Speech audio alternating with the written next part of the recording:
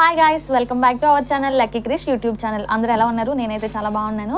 అయితే నేను ఈరోజు ఒక ఇంపార్టెంట్ ఇన్ఫర్మేషన్తో మీ ముందుకు వచ్చేసాను అనమాట. ఏంటంటే మనకి ఇప్పుడు గవర్నమెంట్ ఎగ్జామ్స్ అనేవి అవుతున్నాయి కదా.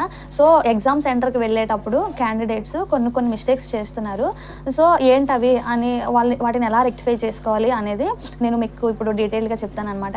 ఫస్ట్ ఎగ్జామ్కి వెళ్ళే ప్రతి ఒక్క క్యాండిడేట్ ఏం చేయాలంటే హాల్ టికెట్ కింద ఇన్స్ట్రక్షన్స్ ఇస్తారు. ఆ ఇన్స్ట్రక్షన్స్ అనేవి కరెక్ట్గా చదివి వాటిని ఫాలో అయ్యి ఎగ్జామ్ సెంటర్కి వెళ్ళండి. First main thing. ఇలాంటివి చిన్నవే, బట్ ఎగ్జామ్ అనేది రాయకుండా వెనక్కి వెళ్ళిపోతున్నారు చాలామంది క్యాండిడేట్స్. సో ఇది చాలా బాధపడే విషయమే కదా.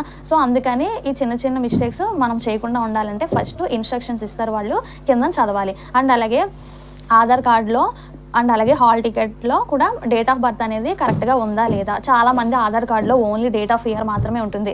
అలా ఉంటే సరిపోదండి, ఎందుకంటే date, month, date of year కూడా కరెక్ట్గా ఉండాలన్నమాట. సో అలా మీరు ఉండేలాగా ప్లాన్ చేసుకోండి. ఆధార్ కార్డు అప్డేట్ చేసుకోండి, లేదా కరెక్ట్గా ఉండేటటువంటి ఎనీ ఐడెంటిటీ ప్రూఫ్ ఉంటుంది కదా, like pan card or 10th class mark list. So ఇలా మీరు 2 ఐడి ప్రూఫ్లు అనేవి క్యారీ చేసుకోండి, మనకి యూజ్ అవుతాయి.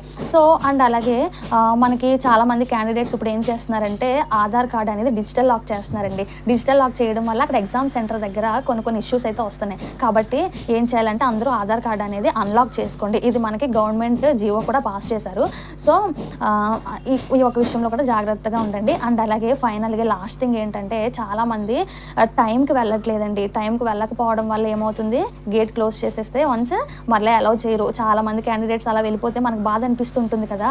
సో కాబట్టి ఆ ఒక్క మిస్టేక్ కూడా మీరు రెక్టిఫై చేసుకోండి. ఎందుకంటే ఒక 1 hour ఆ 2 hours బిఫోర్ ఎగ్జామ్ సెంటర్ దగ్గర ఉండేలా ప్లాన్ చేసుకోండి. సో దానివల్ల ఏంటంటే ఎగ్జామ్ హ్యాపీగా రాసుకోవచ్చు. ఎగ్జామ్ టైం అయిపోయింది అని అనేసి చాలామంది క్యాండిడేట్స్ ఇంటికి వెళ్ళిపోయిన వాళ్ళు కూడా ఉన్నారు. సో ఇలాంటి చిన్న మిస్టేక్సే మన లైఫ్ మీద ఎఫెక్ట్ పడుతుంది కదా. సో కాబట్టి చిన్న మిస్టేక్స్ అన్ని రెక్టిఫై చేసుకొని హ్యాపీగా అందరూ ఎగ్జామ్స్ రాయాలి క్యాండిడేట్స్ అని మనస్ఫూర్తిగా కోరుకుంటున్నాను.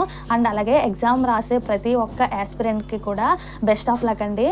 అండ్ అలాగే నా వీడియోని మీకు అందరికీ కూడా యూజ్ఫుల్ అవుతుంది అని అనుకుంటున్నాను. సో కాబట్టి ఒక లైక్ చేసి అందరికీ షేర్ చేయండి ఫ్రెండ్స్. అండ్ అలాగే నా ఛానల్ని సబ్స్క్రైబ్ చేయండి.